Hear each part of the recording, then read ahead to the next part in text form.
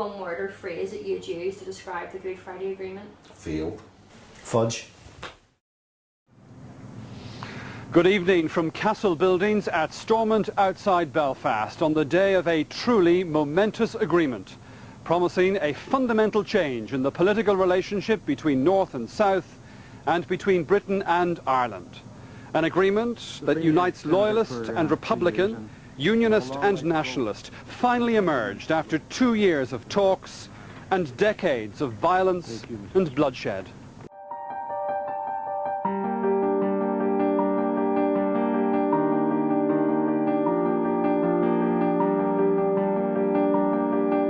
David Stitt. I'm the Chief Executive of a community development organisation called Charter for Northern Ireland.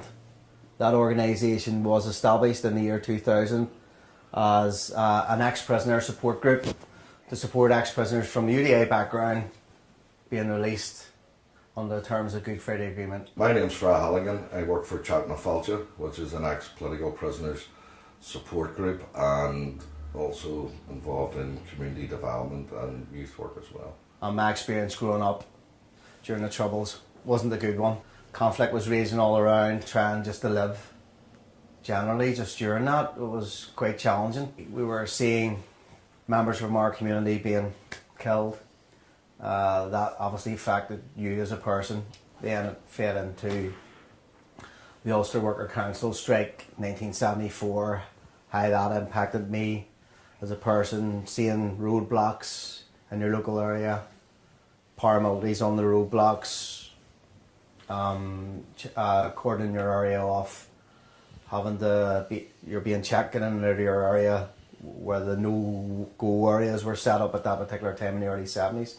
So that was challenging. My earliest sort of recollection would have been constant house raids as I was growing up. It was good to see some sort of normality being brought to the place. From a Republican standpoint, really what it meant was the partition of the country was being solidified and accepted. They're going to be governed by Stormont, which no Republican would really accept. I was in prison in 1984, whenever that whole process was going on. Obviously, generally, peace was a good thing. Now that I've experienced 20 years of peace, it definitely means a different thing. I thought we would have been far further on as a community now than what we really are. We're still living in separate societies. We're still being educated separately. The interface walls are getting bigger. 20 years into peace, you know, what's changed? They're still fighting up in Stormont. I don't think it's a meaningful peace what we have. They're fighting up there on Stormont. What example does that set for people within communities? And it's the people within communities, both in Republican and Loyalist areas, that fought the conflict. This peace process that they talk about isn't inclusive because you don't feel included.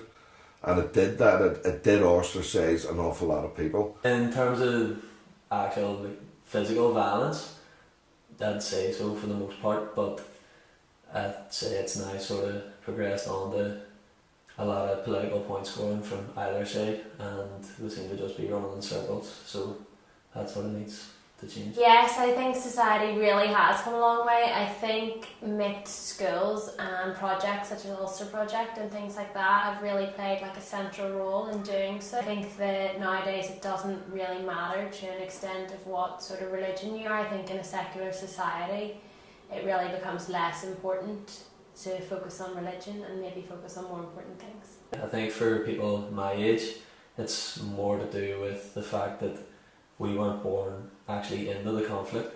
So for me personally, it makes it a lot easier to get on with people who come from a loyalist background or from the other side. I also think there's a lot to be said for the people who grew up during the Troubles, who have gone out of their way to make sure we never go back that way and to sort of improve relations and the likes of cross community groups and stuff. We need to meaningfully engage with each other and start talking about those legacy issues that are holding us back.